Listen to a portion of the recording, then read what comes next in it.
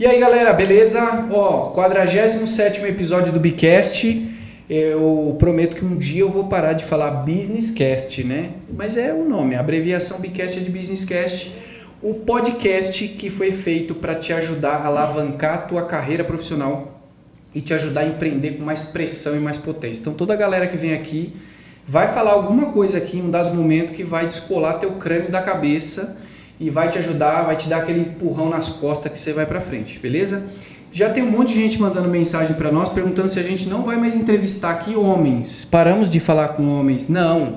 É porque realmente estão surgindo umas mulheres assim próximo da gente aqui, empreendedora, que a gente precisa falar com as mulheres, tá?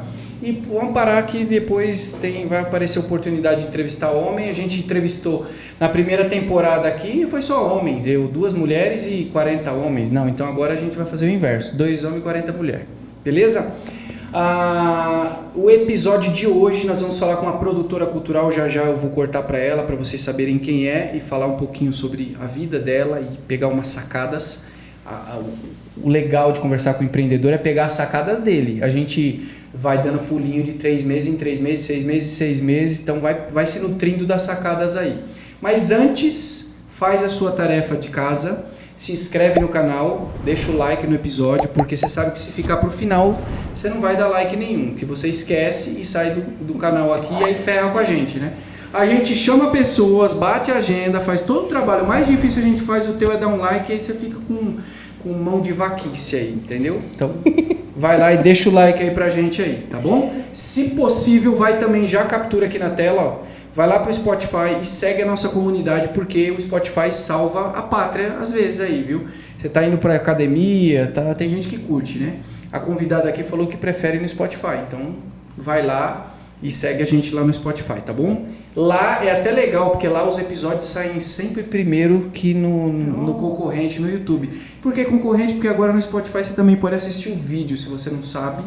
Já fica sabendo aqui, eu sou divulgador mesmo. E já fica aqui, o Spotify patrocina a gente. Pô, um patrocininho do Spotify aqui ia dar uma moral aqui na cidade, o pessoal ia começar a querer vir aqui, né?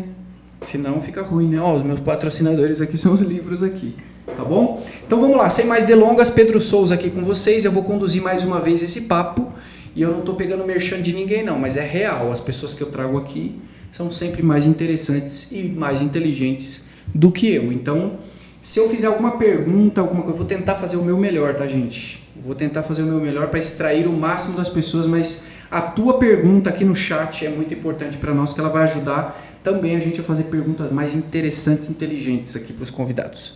Agora, um corte para aquela câmera e deem boas-vindas para Natália Cogo. Isso, Cogo. C-O-G-O. C-O-G-O. Natália Cogo, que é uma produtora cultural muito bem-vinda aqui com a gente. Obrigado por ter aceito o convite. Uma honra. Tô me sentindo muito importante. Spotify patrocina, por favor. E olha, Spotify patrocina porque ela já tá até com a camisetinha da cor. Camisetinha da cor de Spotify. Só pôr o logo branco aqui fica perfeito. Agradeço muitíssimo o convite e é um prazer estar aqui com vocês. Oh, legal. Eu conheci a Natália não faz muito tempo, mas assim, pra mim, eu não preciso conhecer a vida inteira uma pessoa pra convidar pra vir aqui. Pra mim, se alguém chegar e falar assim, você precisa conhecer a história dela. E a primeira aproximação eu vou fazer meia dúzia de perguntas, falar como é que você viu que lá aquele dia que a gente se encontrou, eu já comecei a falar, viu, por que você escolheu? Porque eu sou desses mesmo. Se eu perceber que a história tem conexão com a ideologia do canal, que é promover o empreendedorismo, tamo junto. A gente atacando croissant com chocolate e ele só aqui do lado perguntando. Eu só fazendo pergunta, eu falei, tem beleza nessa história aí, viu? Por isso que eu convidei ela aqui, obrigado por ter aceito compor aí os personagens que vão estar aqui, os empreendedores que vão estar aqui no mês de novembro com a gente. Então, sempre é um protocolo que geralmente eu faço quando uma pessoa vem pela primeira vez, porque pode ser que você seja convidada sim para vir outras vezes, para aprofundar em alguns assuntos aí. Mas a primeira vez, geralmente, eu gasto um pouquinho de tempo para extrair algumas sacadas aí da tua história enquanto empreendedor. A gente sabe que hoje você trabalha numa produção cultural que talvez antes não. Então quero entender um pouquinho, você é da onde, nasceu aonde, sua família de onde, tem empreendedor na tua família, conta um pouquinho pra gente aí. Bora lá. Eu sou do interior mais profundo. Eu sou de uma cidade chamada Itápolis, no interior de São Paulo, indo para entre Ribeirão Preto, Araraquara e Rio Preto, ali nesse triângulo. Uma cidade pequenininha, de 40 mil habitantes, comparando aí uma São Manuel, talvez. Tá. A minha mãe foi mãe solo, criou eu e minha irmã, somos em 2 filhas, né? Minha mãe criou a gente aí numa força e numa garra e numa profissão de nutricionista. Meu avô era diretor de escola, dava aula em escola de sítio, sempre fez questão que os filhos estudassem. Então ele falou que a única coisa que ele queria deixar para minha mãe e para o meu tio era o estudo, que ele não importava se deixaria herança, se deixaria alguma coisa, mas que ele queria fazer a questão que eles estudassem. E a minha mãe fez nutrição, se formou em nutrição e sempre valorizou muito o estudo, sempre estudou muito, apesar das dificuldades, da correria e tudo mais. A minha mãe sempre valorizou muito tanto o trabalho dela quanto o estudo. E dentro da minha casa sempre foi muito isso, assim, a gente sempre foi muito ligado. Em momento algum eu imaginei a minha vida sem estudar, porque era uma coisa muito natural dentro da minha casa, assim, a leitura, o estudo. A gente ia passar férias na casa do meu avô, ele levava a gente toda manhã na banca, ele ia toda manhã na banca comprar o jornal, ele não queria que entregasse, ele ia buscar o jornal. E aí ele sempre falava pra mim e pra minha irmã, pega aí um livro, pega uma revista, pega um caderno. Legal. Então ele sempre incentivou muito a gente. Ele morava em Birigui, não morava em Itápolis, mas a gente passava férias com ele.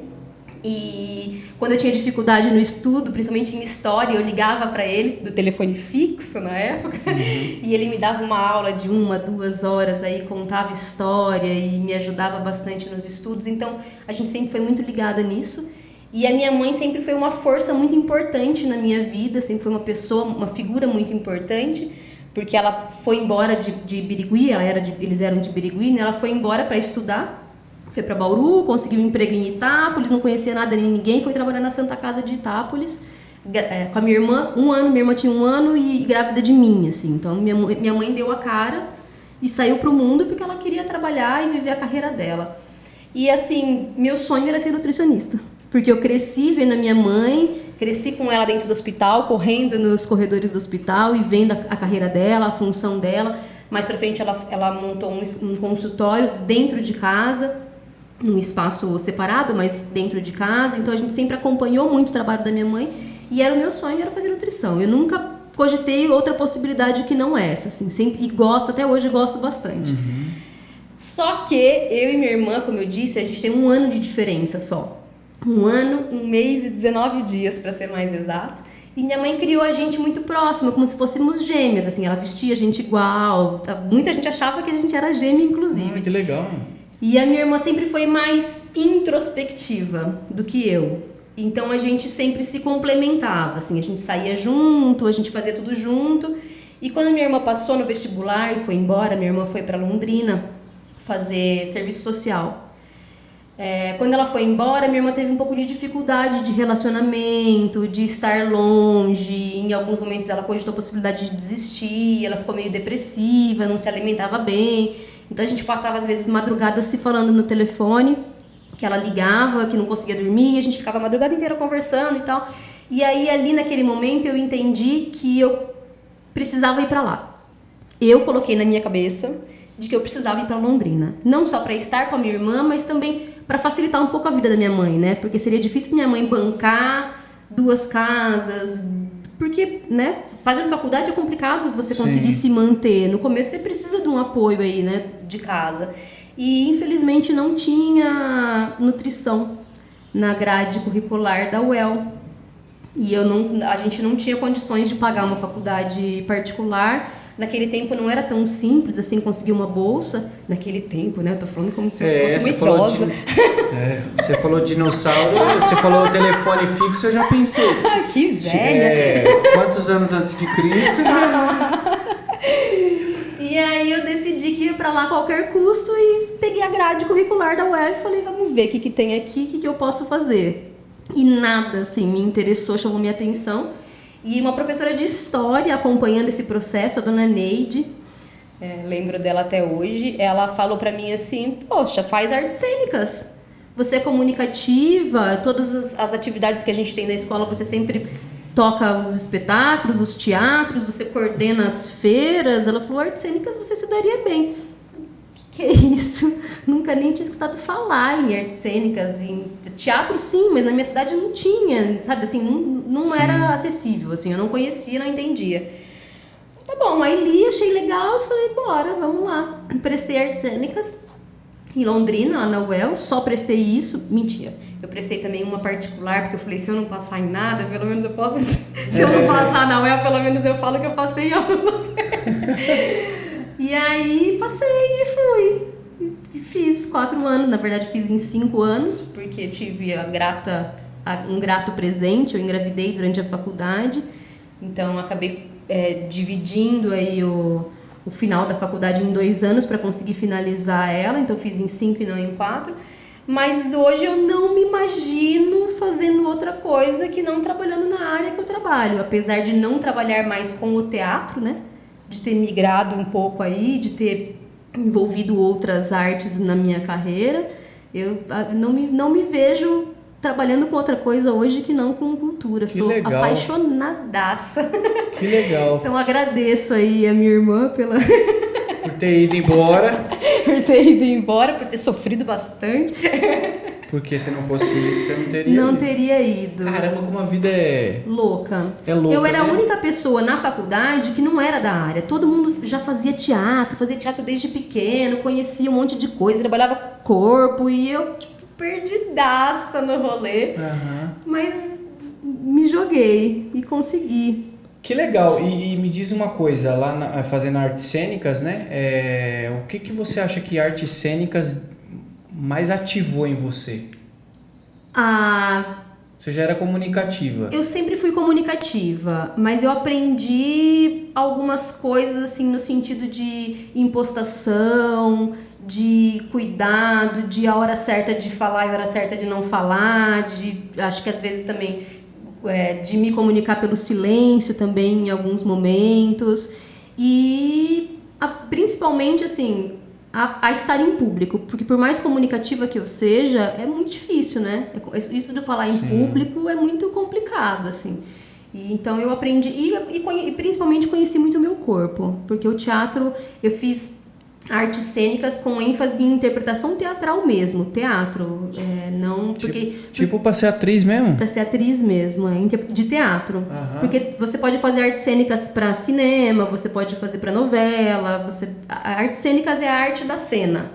E a cena ela pode enquadrar várias coisas. O meu foi com ênfase no teatro, foi esse o meu trabalho. Eu nunca tive curiosidade de olhar sobre artes cênicas, eu não sabia, olha que legal. É bem legal. Na verdade, as artes... Educação artística era mais conhecida, né, que envolvia várias artes, mas a arte da cena aí está crescendo bastante. A gente tem bastante faculdade legal no Brasil, no estado de São Paulo, que desenvolve essa área. Então, especialmente aí por essa questão de postura, imposição de voz e de se apresentar em público. Sim, aí, você acredita que te ajudou bastante? Bastante. Dicção, bastante, porque a gente tem tudo isso, né? E de conhecer um mundo bem diferente e bem além do meu umbigo, né? Porque eu sou de uma cidade pequena, cresci com pouca referência cultural, sim, com pouca música, teatro, dança. Eu não tive acesso a isso, por mais que a gente trabalhasse muito em educação, que a gente fosse muito voltado para isso, que minha família fosse muito, muito ligada a isso. A cultura, eu sou de uma cidade que é o sertanejo. Então, assim, eu fui conhecendo um universo muito diferente daquele que eu conhecia, não só na área da cena, mas na área cultural mesmo. A gente não tem noção do... com certeza. Nossa, você falou uma fala aí que já abriu milhares de conexões na minha cabeça. Falei, caramba, tem especialização nisso. E dentro da faculdade a gente fez música, iluminação, sonoplastia. Então eu aprendi inclusive a fazer cabeamento, extensão, montar som, montar iluminação, porque a gente aprende toda essa questão que envolve a cena mesmo, não só o palco, mas todo o envolve. Então a gente compunha música, a gente tinha aula de música para composição mesmo, para a gente entender a parte de sonoplastia, iluminação, sonorização, tudo. Subi muita escada para montar spot de luz, caixa de som, a gente fazia do começo ao final. E foi bem legal. Então, eu aprendi muita coisa. Caramba, porque hoje te auxilia, cada item te auxilia em várias áreas, né? Várias. Caramba, que legal. E sua mãe, quando viu que a sua decisão foi para arte cênica? Ela nunca me cobrou que eu fizesse nutrição, até porque a gente nem falava muito disso. Ela nunca existiu uma cobrança de que vestibular vocês vão fazer. Sempre foi muito natural dentro de casa. Mas quando ela descobriu que eu ia fazer artes cênicas, especificamente falando, toda vez que eu falo isso ela fica chateada, mas é verdade. Ela falou assim pra mim: você tem certeza? Eu falei: tenho. Ela falou: bom, depois não venha me falar que você se arrependeu. Não venha me falar que eu não te avisei, não vai ser fácil. Eu falei: mas nada vai ser, né? E eu tinha ideia fixa de que eu ia e eu fui. Hoje ela é minha fã de carteirinha, assim. Certamente ela está assistindo e vai comentar aqui embaixo que me ama, que morre de orgulho. Porque ela é foda. Desculpa. Minha mãe é incrível. Legal. Hoje ela é uma grande apoiadora, apesar do susto na época, né? Porque ela tinha uma profissão tradicional, a minha irmã também uma profissão tradicional, o meu avô, todo mundo era bem... Eu fugi aí do... Exatamente. A curva do rio. É o que eu ia te perguntar. Ninguém da sua família ali próximo, assim... Não. Tinha despontado para fazer uma coisa tão diferente. Todo mundo bem tradicional. Bem tradicional. E todo mundo tá lá. Minha irmã voltou para casa, mora hoje pertinho, minha família toda tá lá. Eu fui a única também que fui embora, não voltei mais. E tô vivendo minha vida assim mais independente. E aí você é a única que tá mais longe, a família tá mais... Eu sou a única que tô fora. Entendi. Ainda hoje um pouco mais perto, né? Que Botucatu de Itápolis dá uns 160 quilômetros, não é tão distante. Mas morei algum tempo no Paraná, depois fui para Campinas, sempre um pouco mais distante. Hoje eu tô um pouco mais perto, minha mãe sente muita falta, minha avó também, por conta das crianças, né? Tenho 2 filhos, elas sofrem um pouco a distância. A minha filha é a filha mais velha, a neta mais velha, que conviveu bastante, então eles sentem um pouco essa falta, mas me apoiam sempre muito e ficam cobrando. Quando você vem? Quando você vem? Entendi, legal. E aí, na corrente do tempo aí, na linha do tempo, você foi caminhando, fez, legal, tal. Quando é que realmente você se posiciona nessa situação e entra no mercado com agressividade para trabalhar com isso e tal? Então, na verdade, assim, hoje eu não atuo mais, não me considero mais uma atriz. Hoje eu me apresento como produtora cultural, justamente por conta do mercado, foi uma necessidade.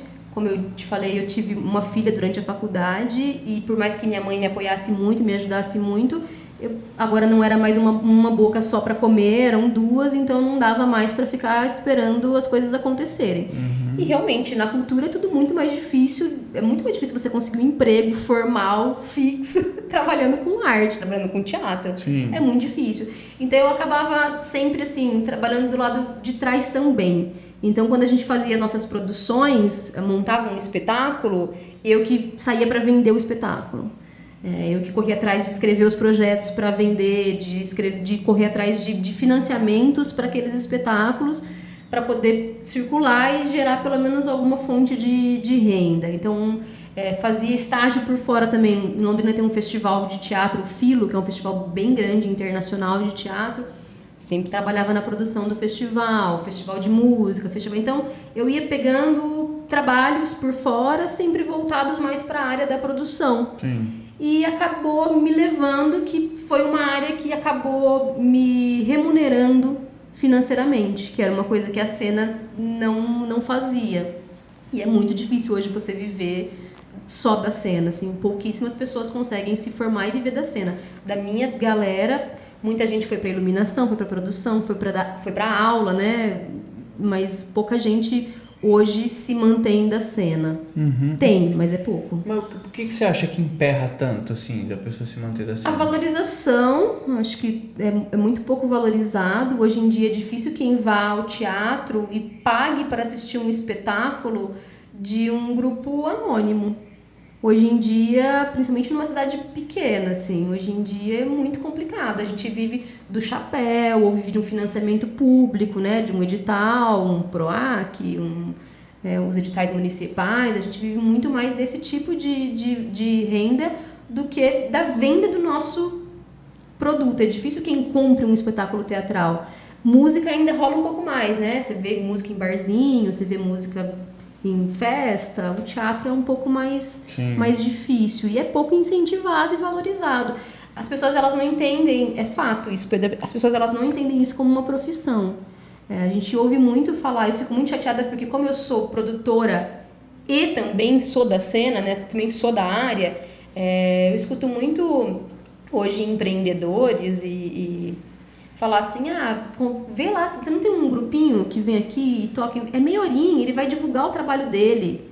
E tipo, ele pode divulgar o trabalho dele, mas isso é o sustento dele também, sabe? Então eu fico nesse meio do caminho que eu quero ajudar o meu parceiro ali, mas eu também entendo que quem tá na cena, quem tá do lado de fora, o trabalhador da cultura, ele depende disso para viver. E é muito complicado ele viver disso. E muitas vezes ele não entende os caminhos para vender o seu serviço, para vender a sua arte, para vender o seu trabalho. E quando ele entende, a concorrência é muito grande. Hoje em dia, um edital que é lançado aí, são 40 contemplados e 4 mil inscritos. Para você tipo um PROAC? Um PROAC. Para você conseguir uma verba de 40 mil reais, que teria que dar para você manter o seu grupo o ano inteiro, sabe? São valores baixos e a concorrência é muito alta. Então, é difícil a valorização, é difícil entender a importância disso. Porque a cultura, ela não é só lazer, né? Ela não é só distração, ela é base da educação. Tanto é que em muitas cidades menores, as secretarias, elas são de educação e cultura. A cultura, ela está muito ligada à educação. Sim. E ela pode ser um grande benefício para os processos de ensino, que isso não é valorizado. As pessoas, elas entendem que só o trabalhador formal é de fato um trabalhador, o informal não. E hoje em dia, quem que se sustenta de cultura de forma formal? Quem que contrata um ator, paga CLT? É verdade, não existe é verdade. isso, não existe. Teve eu não me lembro quantos anos, mas faz muitos anos atrás. Eu tava conversando com uma pessoa, nem era minha amiga, assim, nada. Surgiu o assunto sobre artes e tal, né? Como é que a gente podia explorar? Ela falou, nossa, você podia me dar uma força. Eu me lembro que na ocasião, eu até falei pra ela assim, a primeira coisa que me veio na cabeça, só que ela ficou deslumbrada com aquilo, ela falou, nossa, de onde você tirou essa ideia? Eu falei, não sei, eu pensei numa coisa como essa, mas eu nunca vi ninguém levando isso à frente. Por exemplo, a gente está muito acostumado com peça teatral, você ir no teatro, ver uma peça formal de algum tema específico e tal, mas teatro corporativo, eu sempre fui um cara muito focado no business, assim, de ver coisas que virassem negócio, fossem monetizados. Existe. Aqui em Botucatu um pouco menos, porque as empresas, elas ainda não têm esse hábito. Em Campinas acontece muito, em Londrina a gente fazia bastante, assim, as empresas lá, elas tinham bastante esse hábito. Mas, assim, tem uma questão... Tem várias questões que envolvem esse teatro corporativo, assim, porque quando a gente aprende a trabalhar do nosso corpo, com o nosso corpo e da nossa cena, a gente quer criar a nossa própria arte, a gente quer um processo de criação. Então, quando você recebe um texto e alguém te fala assim, olha, faça isso, eu posso fazer, mas não vou fazer com o amor que eu faria se eu tivesse todo um processo de criação de um espetáculo, de uma cena, ainda que baseado num texto, mas que eu pudesse ter a liberdade do processo de criação mesmo.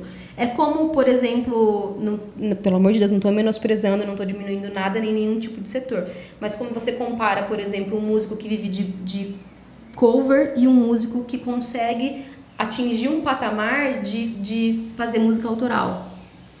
Tem banda que vive o resto da vida de cover, mas que o sonho é fazer um autoral. Sim. Eu compararia um pouco o teatro corporativo com essa questão, assim, é fazer o cover ou fazer o meu trabalho autoral. Mas é possível, existe, é uma maneira de sustento, que é super bacana, que dá para você trabalhar bastante com isso, mas que em Botucatu ainda não é um forte. Olha só, tem um cara aqui interessado. Sabe por que eu tô te falando isso? É uma provocação mesmo.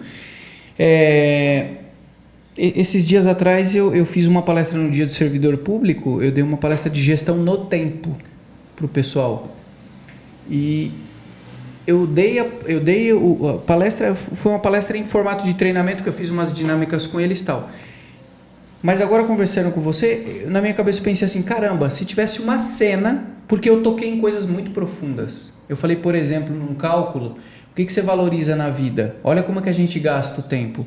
E eu fiz um cálculo de quem tinha ali na plateia ali um pai com 70 anos de idade e que vê o pai uma vez por mês e que a expectativa de vida de um brasileiro é 80, 85. Então você tem 15 anos, por exemplo, para ver o pai. Se você vê uma vez por mês, você faz isso vezes 15. E aí você tem 200 encontros com seu pai ou 200 encontros com a sua mãe. Então, quando a gente pensa na gestão do tempo com uma analogia tão... que ela é para ferir. Sim. Ela fere, mas ela sensibiliza de uma outra forma. Eu fico pensando, se eu tivesse uma cena mostrando alguém perdendo o... Porque para mim um filme muito impactante sobre o tempo, que eu usei muito em sala de aula, é aquele In Time, acho, do Justin Timberlake, que eles contam o tempo lá que tem um relógio. Quando ele perde a mãe dele, eu posso assistir 1000 vezes. Eu choro naquela cena. Porque eu falo, caramba, a mulher morreu por 2 segundos, que ela não, porque as pessoas não deram uma carona para ela, porque ia gastar o tempo, ela não tinha o tempo. Então, eu não sei se é muito maluco, mas assim, uma cena que você vai sensibilizar as pessoas a valorizarem o que tem mais importante, que é a família, por exemplo. Com o tempo, uma cena tem muito mais impacto do que palavras ditas por um professor, um palestrante, um treinador, né? Não, excelente. Não, é um caminho a se buscar, assim, que infelizmente é pouco conhecido, pouco incentivado, mas que é uma excelente oportunidade. É possível, mas eu entendi o que você falou. Tem uma série de entraves, porque a arte não tem... Uma obra de arte não tem duas, né? Não tem duas. É como você virar para um Picasso e falar assim, Picasso, querido, eu quero que você pinte isso aqui. Não tem como. É difícil você também cercear o processo de criação de um artista, porque o artista, ele tem... o tempo todo ele é estimulado, ele já tem, né? A pessoa, quando ela nasce artista, ela já tem essa veia criativa dentro de si. E nos processos formativos todos, a gente é muito estimulado a ser criativo, a ser criativo, a ser criativo. E quando você apresenta uma referência e fala, olha, eu quero que você reproduza isso, é difícil. É como o teatro infantil também, né? Olha, reproduza Chapeuzinho Vermelho, reproduza Os Três Porquinhos. Hoje em dia você vê muitas versões de Chapeuzinho Vermelho, versões de Três Porquinhos, porque é isso, assim, do querer também... Tá, existe um texto base, mas por que eu não posso usar a minha criatividade e complementar essa história e pôr um pouco do que é meu nessa história, um pouco do que é meu nessa cena, um pouco do que é meu nesse quadro, nessa música, porque o artista, ele tem uma questão também do ego, né? Na verdade, todo mundo tem, mas o artista, ele tem muito mais de querer ter o seu trabalho reconhecido, a sua voz reconhecida, a sua cena, o seu corpo reconhecido. Então, é legal, dá pra ser legal, mas pode ser um grande risco, assim, pra quem não tá preparado pra isso. Sim. Mas eu acho que é bom, é muito boa e necessária essas reflexões, porque as pessoas, elas gostam tanto de YouTube, tem tanta audiência, porque elas são muito visuais hoje. São. Então, um conteúdo forte, impactante, por exemplo, uma peça teatral falando sobre a Covid, é diferente de um livro que eu leio aqui sobre Covid. Com certeza. Né? Então, com certeza. É um negócio que eu acho que você falou uma frase que é muito... Eu acredito, você falou assim, a pessoa nasce artista, né? Eu acredito que todos somos... Mas nem todos desenvolvemos. Nem todos desenvolvemos, né? Como para mim também não faz sentido Deus ter permitido que tenha passado pela Terra 10 gênios.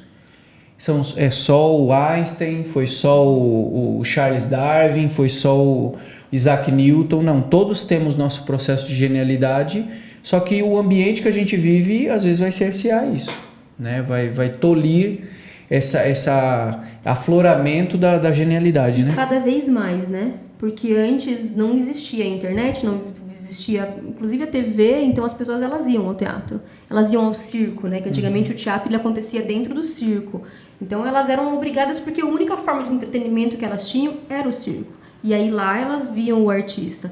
O teatro, a música, a dança, o mágico, o palhaço, o malabarista. Então esse era o momento de lazer que ela tinha. Hoje em dia não, hoje em dia tem muita opção. Sim. Hoje em dia tem muita oferta e no conforto do seu lar. Você não precisa sair da sua cama para você ser metralhado por muita coisa boa. Muita coisa ruim também, mas por muita coisa boa. Então para você conseguir também tirar uma pessoa de dentro de casa, para ela ir ao teatro, para ela ir ao cinema, é tudo muito mais difícil, assim, é tudo muito mais complexo. É verdade, é verdade.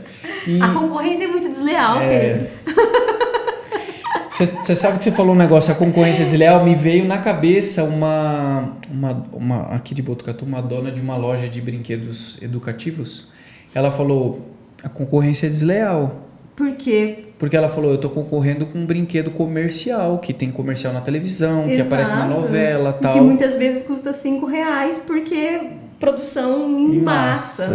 Exatamente. E o brinquedo criativo, ele vai estimular outras coisas, só que a sensibilização para aquilo é tão pouca que a pessoa vai no comercial. O comercial é o que a criança quer, mas a outra ia desenvolver infinitamente mais. Exatamente. Então, mas tá aqui um cara que se um dia você pensar e falar assim, viu, você falou aquele dia lá umas maluquices lá no podcast, tem coragem? Tá aqui um cara que correria atrás. Eu não tô mais na cena, mas eu tenho grandes amigos que estão e que topariam, assim, a gente... Nossa, porque eu pensei... Eu penso nisso. Puxa, o corporativo ganharia tanto com isso. Se você visse eu fiquei pensando assim na hora que você falou, caramba, uma cena de teatro, com o conteúdo que eu entreguei ali, com a dinâmica que eu entreguei numa peça de teatro, as pessoas sairiam dali, tipo, vou na casa do meu pai abraçar ele. Nossa. Sabe assim? Uhum. E até pegando o gancho nisso, provavelmente você teve presente em algumas peças e produziu outras tantas. Teve alguma que marcou tua vida? Nossa. Que faz você, quando você pensa, você tem vontade de chorar, você volta no tempo? Na verdade, assim, eu confesso que apesar de eu ser da cena, de eu ser do teatro, hoje não, nos últimos anos, eu tenho trabalhado muito mais com as outras artes do que com o teatro em si. Tenho envolvido muito mais com as outras artes do que com o teatro. Música, por exemplo, artes visuais, eu tenho me envolvido muito mais. Mas é muito difícil eu estar numa produção em que eu não me arrepie quando a cena começa. É muito difícil, assim, que meus olhos não marejem, que eu não me arrepie, assim, é muito raro. Sim. Independente de ser um infantil, de ser um adulto, de ser o que quer que seja, assim. Na verdade, eu me emociono muito mais nas produções muito improváveis, assim. Eu vivi uma experiência no final do ano passado, pós-pandemia, que a gente ficou aí muito tempo parado, perdido e sem perspectiva mesmo. Na verdade, o mundo inteiro ficou sem perspectiva, mas a gente que trabalha com arte, a gente ficou completamente parado, né? Porque a gente não tem um emprego fixo, a gente não tem uma renda fixa, então a gente literalmente parou de trabalhar. E não só na questão financeira, mas na questão emocional também, né? Porque de repente você para de fazer o que você ama, você para de ter contato com as pessoas, com o seu público. Então foi bem pesado, assim, para todo mundo, com certeza. Mas para quem trabalha com contato direto com o público, foi bem mais difícil. E aí, assim que as coisas foram se acalmando, eu fui convidada por um grupo de teatro aqui da cidade, a Cia Beira Serra. Inclusive, indico enfaticamente que você chame o Fernando Vasques para vir aqui conversar com você. Chamarei. É um grande empreendedor da cena, o cara é um visionário. E eu tive uma experiência, eu estava trabalhando, acho que talvez eu precise contextualizar, eu estava trabalhando já há 8 anos no SESI, eu vim para Botucatu por conta do SESI, eu trabalhava com as produções do SESI, e aí durante a pandemia o SESI começou a diminuir a área cultural e eu estava vendo isso acontecer, as unidades ao nosso redor aqui estavam... os mediadores culturais estavam sendo, que o SESI não chama de produtor cultural, chama de mediador cultural por conta dessa mediação que é feita com o público. Então eu estava vendo muitos dos meus colegas sendo desligados e nesse momento, no auge da pandemia, eu estava com o meu contrato, eu não lembro o nome certo, mas com aquele redução, estava com o contrato cortado, recebendo seguro-desemprego, aquele acordo que foi oferecido pelo governo. Sim. Eu estava nesse processo. E aí a Cris Cury, secretária de Cultura, me convidou para assumir um cargo dentro da Secretaria de Cultura, de diretora de fomento, para conseguir fazer a Lei Aldir Blanc acontecer no município, que foi uma lei que salvou muita gente aí, literalmente. Uma lei de emergência cultural que ajudou muito tanto artistas quanto o público, que conseguiu aos poucos ir retomando esse acesso. E aí eu tive que tomar essa decisão de pedir demissão, que é uma decisão muito difícil, né? Pra gente que trabalha com carteira registrada, que tem com filho, plano de saúde. Vou sair dali, vou pedir demissão para ir para outro lugar, e se não der certo, na minha área é muito difícil conseguir uma oportunidade dessas, e se não der, e se não der. Aí minha mãe, minha guru, aí ela falou assim: filha, você não vai saber se você não tentar. Tá bom do jeito que tá? Não tá. Então tenta. Se não der certo, você tenta de novo e vamos lá. E aí eu pedi demissão do SESI e fui para a Secretaria de Cultura. Fiquei lá quase um ano, uns 10 meses, acho. Consegui colocar aí a Lei Aldir Blanc para acontecer no município, junto com a equipe da Secretaria. 1.300.000 veio para o município, que foi distribuído entre os trabalhadores da cultura. A gente pode falar um pouquinho mais sobre isso depois, se você quiser. Mas quando acabou esse processo dentro da Secretaria de Cultura, eu fui convidada pelo Fernando Vasques, da Companhia Beira Serra, para tocar um projeto que ele tinha sido contemplado pela Lei Aldir Blanc do PROAC, do Estado, né? Que era para circular pelas cidades da Cuesta, com um espetáculo que ele estava em processo de montagem. Que ele começou o processo de montagem antes da pandemia, durante a pandemia teve que parar, ia, voltava, não sabia se ia conseguir o financiamento, por fim eles conseguiram terminar o espetáculo e ele me chamou para fazer essa produção. E aí, assim, a gente estava há quase 2 anos sem encontrar o público. E o público estava há quase 2 anos sem encontrar com um espetáculo, e em algumas cidades que a gente foi, tinha gente que nunca tinha ido ao teatro, que nunca tinha assistido um espetáculo teatral. Tanto é que em todas as cidades que a gente foi, a gente apresentou em quadra, na rodoviária, na praça, na escola. A gente foi apresentando em lugares bem alternativos, porque as cidades não tinham teatro. E foi muito emocionante, assim, todos os dias, na hora que eu abria, recebia o público, agradecia a presença e apresentava o pessoal, eu saía da cena e eu chorava. Entendi. Todos os dias, assim. E no final, eu tô emocionada de contar. E aí no final também, sempre que encerrava, a gente se abraçava e falava, mano, que delícia estar aqui de novo, sabe? Conseguir estar nessa situação de novo, de encontrar o nosso público, de ver os olhinhos, assim, né, das famílias brilhando. Tinha gente que nem piscava sentado na frente do palco. Então eu acho que essa é a magia da cultura, sabe? Da arte. É de você tocar naquele lugar. Às vezes você nem sabe que você está tocando, mas você está tocando. Sim. De gente que saía chorando e falava assim, nossa, nunca tinha visto, nossa, não sabia o que era. Então é muito delicado, apesar de ser pouco valorizado, é maravilhoso. É maravilhoso, assim, a gente vive situações, a gente passa perrengue, muito perrengue, mas a gente vive situações, assim, que são pra vida. Surreais, então, né? muitas dessas situações que você me perguntou, assim, alguma coisa que me marcou, nem sempre foi uma grande cena. Às vezes é um olhar, um agradecimento, um abraço, quando vocês vão voltar, Entendi. que faz tudo valer a pena. Aham. Com certeza. Nossa, e só o fato de você falar, nos 46 do segundo tempo conseguiu a verba que meio que salvou geral, né? Exatamente, a Lei Aldir Blanc, ela salvou a cena no Brasil. Foi uma verba que veio, que era um fundo nacional de cultura, que ele fica fechado para emergências mesmo.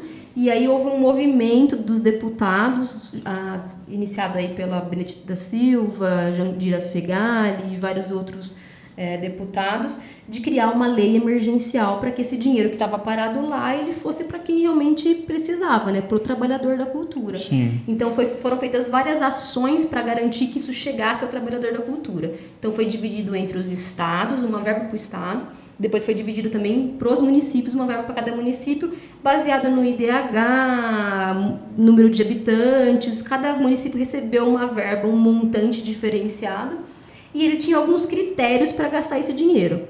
Um deles era um auxílio emergencial mesmo, como se fosse um auxílio do governo, mas que foi dado só para os trabalhadores da cultura.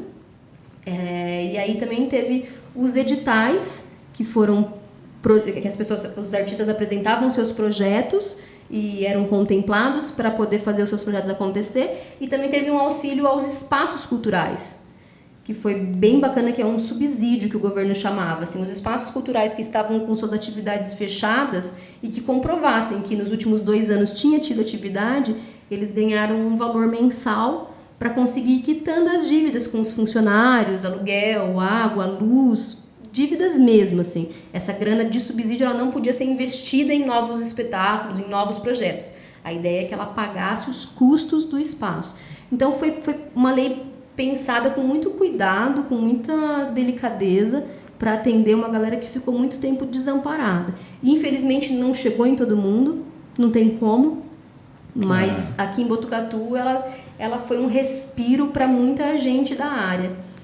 Só que ela não foi dada continuidade, né? Ela aconteceu só em 2020, que foi o auge da pandemia, e depois a ideia é que ela fosse anualmente replicada, porque a verba, até as pessoas se estabilizarem, né? Porque a pandemia... Não adianta dar um mês para um caso como esse. Um ano só não é nada, né? Porque a pandemia diminuiu, mas a última coisa que as pessoas vão investir é em cultura. Elas vão pagar as dívidas, elas vão ao médico, elas vão fazer outras coisas que são prioridades delas para depois consumir a cultura.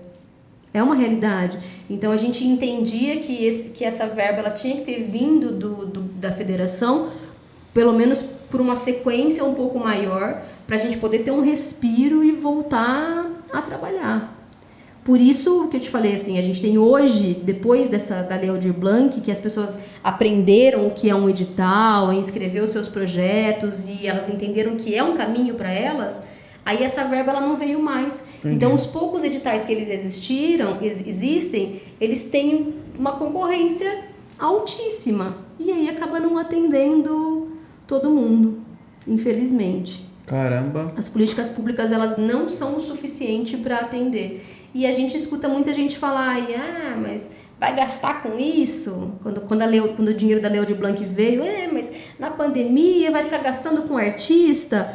Era uma verba que era da cultura, uma verba que ela foi destinada para a cultura porque ela era uma verba do Fundo Nacional de Cultura. Então ela nem poderia ser gasta com um hospital, com um leito, com ambulância, uma verba destinada para isso, carimbada que a gente fala.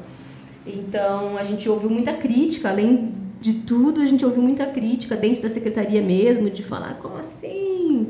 Vai dar dinheiro para teatro, sendo que a gente precisa de leito. A gente entende que precisa de leito, mas né, existem outros canais e outros caminhos, e existem outras pessoas também, né, que precisam alimentar seus filhos, suas famílias. Botucatu tem muito artista. Você não tem noção do tanto de trabalhador da cultura que Botucatu tem. Quando eu cheguei aqui, eu fiquei espantada.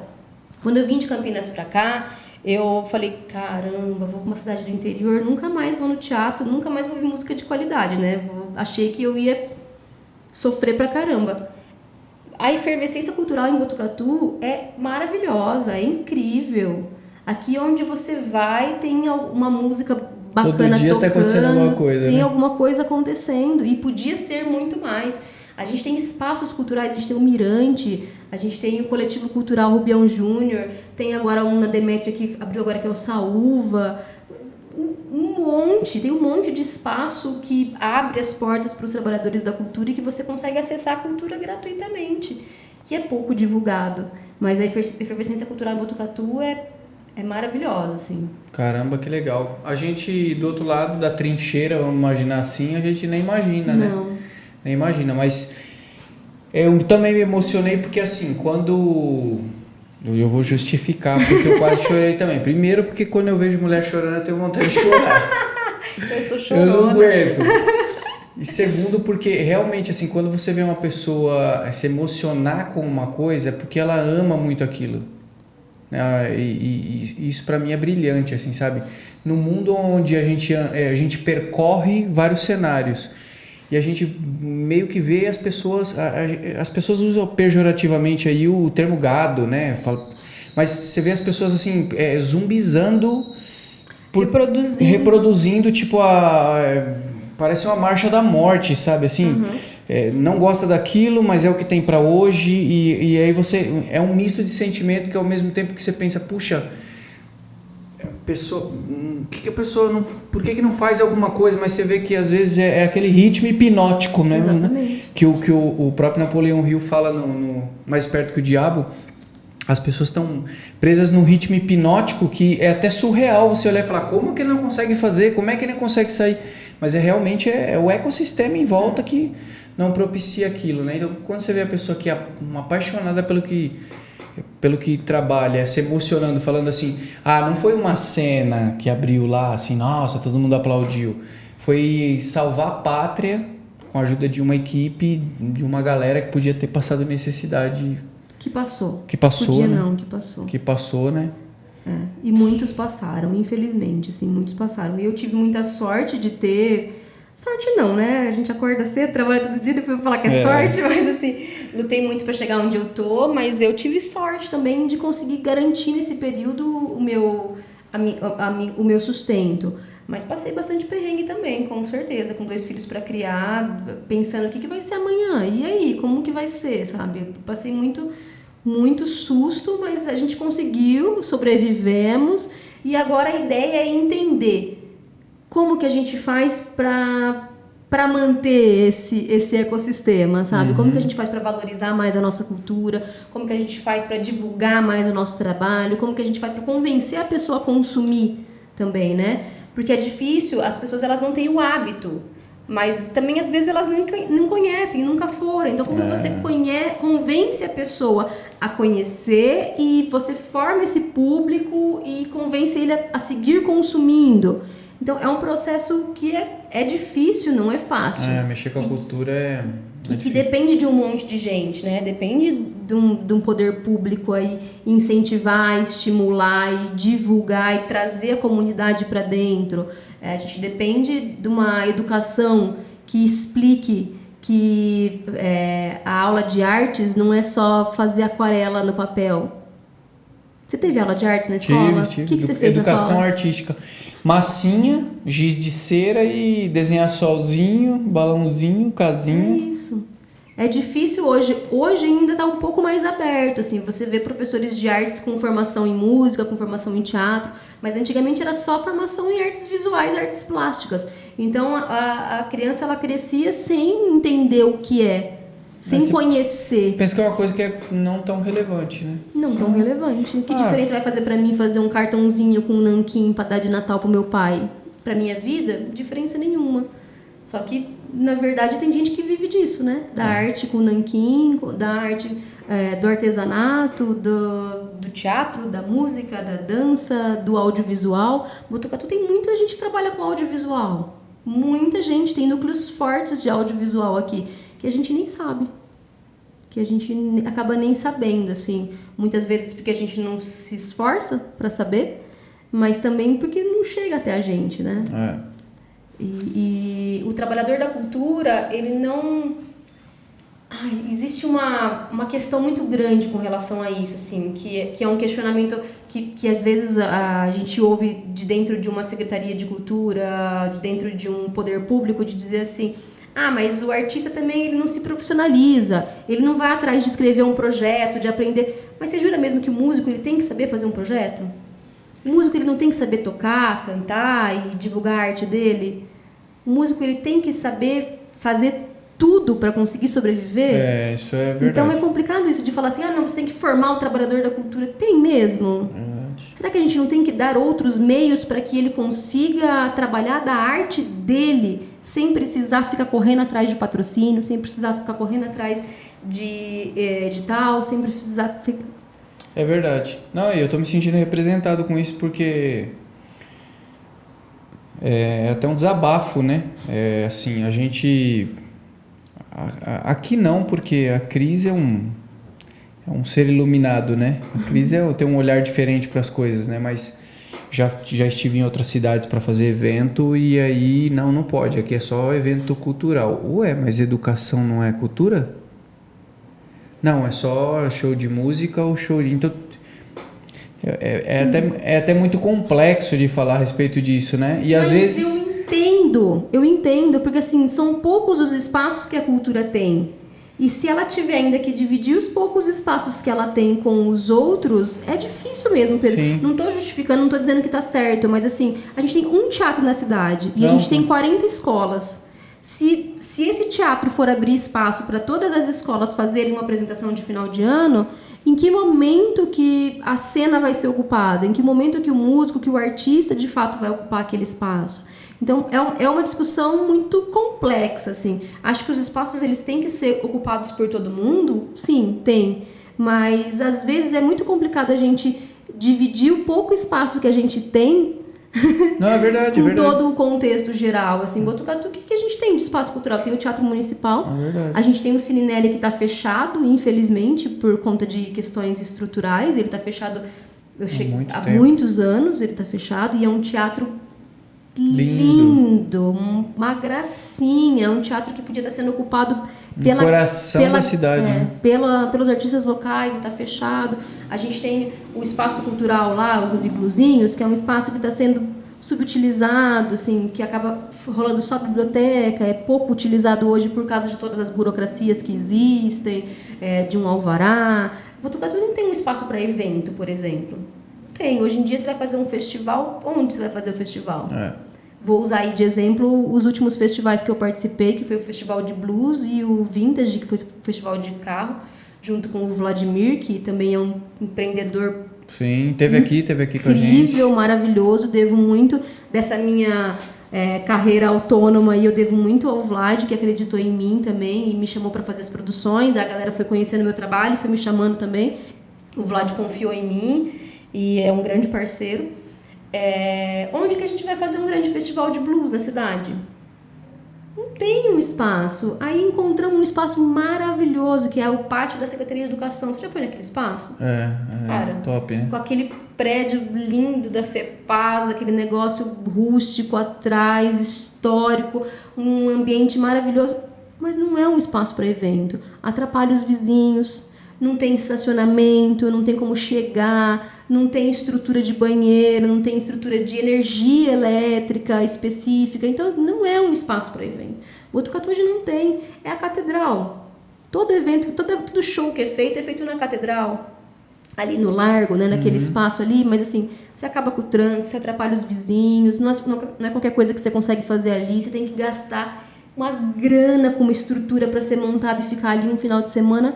Botucatu precisa de um espaço de eventos que possa ser usado não só para cultura, mas que possa ser usado para feiras, que possa ser usado para negócios. Nós já viramos militante desse assunto aí, porque a luta também, enquanto convention, é essa mesmo. Um espaço de eventos para Botucatu seria maravilhoso. E que contemplasse o grande, mas que contemplasse também o pequeno, que tivesse umas salas pequenas, uns auditórios menores, uns espaços menorzinhos para contemplar todo mundo, né? Até quando eu falei da questão de... realmente, se você for ver, numa conversa de canto de ouvido com a Cris mesmo, ela falou, só o tanto de escola de balé que tem, que vai fazer a apresentação já... Agora mesmo, fim de ano esquece. Nós tivemos que cancelar um evento agora, porque ela falou, cara, não tem... se você fizer o seu, eu não tenho a escola de balé principal aí da cidade, não vai fazer... apresentação, então não tem como a gente... Vou fazer o quê? Não tem. Entendeu? Não tem, o meu eu posso adiar para janeiro. Eu posso adiar, não é sangria desatada. E o deles é uma coisa que precisa ser nessa época, né? Sim. Então realmente é dividindo palmo a palmo, disputando palmo a palmo. Os poucos espaços que existem. Os poucos espaços, mas você tocou num assunto que tipo, é uma dor minha. A gente tem muita coisa legal da nossa arte, por exemplo, eu da arte da educação, muita gente concatenado, que a gente pode fazer muita sensibilização e mexer na questão cultural. Tem gente fazendo negócio. O problema é que nem sempre a gente consegue escrever um documento, escrever um protocolo, escrever um negócio. Não essa é a pergunta que eu sempre fiz. Será que eu realmente preciso saber mexer nesse papel? Eu preciso saber documentar isso? não tem um departamento, uma pessoa que possa falar assim, olha, por exemplo, às vezes a gente pode conseguir fundo perdido, mas a gente não manja isso, né? Tem. Aqui, ó. Tem o produtor, mas aí tá também outra questão muito latente, que é assim, como que eu vivo disso, só de fazer produção? Se os meus artistas hoje, se os artistas hoje, eles não conseguem nem se sustentar, como que eles vão conseguir pagar um produtor para fazer o trabalho para eles? Sim. Que aí eles têm que contratar um produtor, um designer gráfico, um sonoplasta, um iluminador, pagar um aluguel de um espaço, porque muitos deles não têm um espaço para treinar, para ensaiar, para criar. Então, assim, são muitos gastos. Então, a gente acaba fazendo tudo na camaradagem. Eu escrevo projetos, e meu namorado sabe disso, meus filhos sabem disso, sem cobrar nada. Para os trabalhos que eu acredito, que eu boto fé, eu não cobro nada. Aí eu coloco lá, se for contemplado, aí eu coloco uma porcentagem para mim. Mas hoje, se eu quiser trabalhar, eu não consigo cobrar de um artista para escrever o projeto dele. Porque muitos deles não conseguem fazer isso, esse investimento. Não nesse momento. Entendi. Talvez até em outros sim, mas agora, pós-pandemia, até retomar um caixa, até se organizar, até conseguir, não é possível. Então, muitas vezes eu estou trabalhando hoje para uma coisa que é pro ano que vem, sabe? Entendi. Sem perspectiva próxima de entrada de verba. Vamos escrever também uns projetos aí, viu? Vamos. Com remuneração. Com remuneração. Porque trabalhar com iniciativa privada tem o ônus e o bônus, né? Sim. Você consegue mais fácil algumas coisas, só que tem dificuldade em outras áreas, né? Como a pública tem algumas vantagens Sim. e tem algumas desvantagens. Talvez a velocidade das coisas não é do jeito que a gente quer, que já é uma velocidade que a gente tem na iniciativa privada. Exatamente. Contanto que seja dentro de por exemplo, esse momento do ano é o momento em que geralmente a iniciativa privada está planejando 2023. Então, esse é o momento de apresentar coisas. Exatamente. Não adianta chegar no carnaval, em março, aí meu budget já está definido para onde vai. Que aí é um grande dificultador também do trabalhador da cultura, né? Conseguir fazer um planejamento, uma organização, um negócio a longo prazo é muito difícil. Porque a gente está preocupado no sustento de hoje, de amanhã, no almoço, na janta, no aluguel do mês. Então é complicado também para o artista parar, sentar e fazer um planejamento a longo prazo. É importantíssimo, mas é difícil você convencê-lo disso. Por exemplo, Botucatu hoje, a gente tem grandes empresas. Os artistas botucatuenses poderiam viver das leis de incentivo. Que existe um grande preconceito aí que o povo fala que artista mama em lei de incentivo. Gente, pelo amor de Deus, vai estudar, vai entender, não é nada disso. Ninguém mama com nada, é muito burocrático, Sim. é muito criterioso. Você não pode gastar R$1 fora do que é determinado na lei, sabe? Não é facinho assim como a galera acha que é. É muito difícil de você conseguir aprovar um projeto numa lei de incentivo. Depois é muito mais difícil você conseguir um patrocínio para você conseguir seguir o seu projeto. Então, são processos longos e árduos que as pessoas depois elas viram e falam é muito fácil depois ir lá e pegar um... Não é. E as empresas botucatuenses, elas ainda não têm esse hábito. São poucas as empresas botucatuenses que conhecem e que entendem esse caminho como um benefício, porque é um benefício. A lei de incentivo, assim, a grosso modo, o cara ele iria dar o dinheiro para o imposto, o governo já avaliou uma penca de projetos e entendeu que eles são sérios, que eles com muito critério, e aí o governo aprova esses projetos. Aí a empresa, ao invés de dar o dinheiro para o imposto, ela pega uma pequena parte, uma bem pequena parte desse dinheiro e coloca num projeto. Então, assim, para a empresa não tem prejuízo nenhum. Ela ia gastar esse dinheiro com o imposto, ela só está tirando daqui e colocando aqui. E para o governo, ele está abrindo mão de uma obrigação que era dele. Sim. Porque o governo ele tem a obrigação de incentivar a cultura. É a obrigação do governo criar políticas públicas culturais. Então, o que ele faz? Ele terceiriza. Ao invés dele catar a verba e colocar na cultura, ele simplifica o caminho. Ao invés do governo receber esse imposto para depois repassar para a política pública, ele simplifica esse caminho. Ele avalia os projetos, ele avalia as empresas e aí ele faz esse contato e a empresa, do dinheiro que ela já ia gastar, ela coloca num projeto. A grosso modo, é isso. Então, assim, não é prejuízo para ninguém, certo, mas também não é benefício para ninguém. Ninguém sai num lucro gigantesco de achar que vamos mamar nas tetas do governo. Não é assim que funciona, não é isso. É muito criterioso, é muito... E a empresa, ela não tem prejuízo. Sim. Só que não existe essa política. As grandes marcas hoje trabalham muito com isso. Avon, Natura, Petrobras. Você não acha que falta sensibilizar? Por exemplo, é um assunto que eu acho muito interessante. Se você quiser, a gente pode até gastar uns 5 minutos aqui e falar a respeito disso. Por exemplo, qual é o tipo de empresa que poderia entrar nisso? Qualquer empresa que faz, na Lei Rouanet, tá? Que é o imposto federal, qualquer empresa que pague o imposto baseado no lucro real.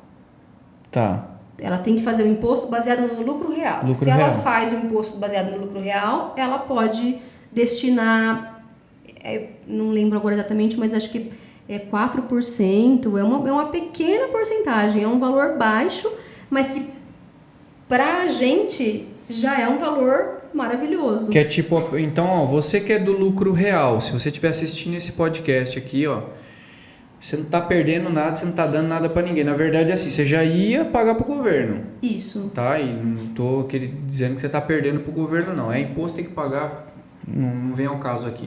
Então, você já ia pagar para o governo. O governo só fala assim, ó, destina essa porcentagem aqui para esse projeto que já foi analisado, já foi aprovado. E você pode escolher o perfil do projeto, você pode escolher para onde o projeto vai, você pode escolher o que... Eu posso escolher? Pode.